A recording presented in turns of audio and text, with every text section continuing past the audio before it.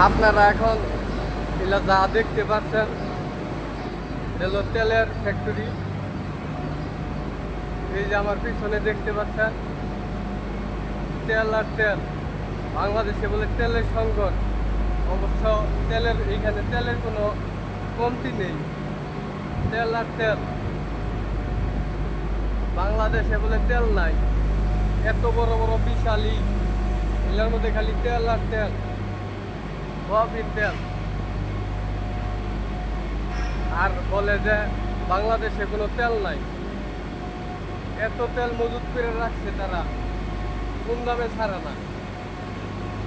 মানুষ বইরে যাবো গা তেল বে করে, তারপরেও তারা কোন দামে তেল ছাড়বো না। দেখেন এই দানব দানব, এই দানবের ভিতরে খালি তেল আর তেল। পিছনে আরো দানব, দানবের ভিতরে খালি তেল আর তেল। আর বাংলাদেশে বলে যে তেল নাই, কিন্তু আসলে বাংলাদেশে তেলের কোনো সংকটই নেই। ধন্যবাদ।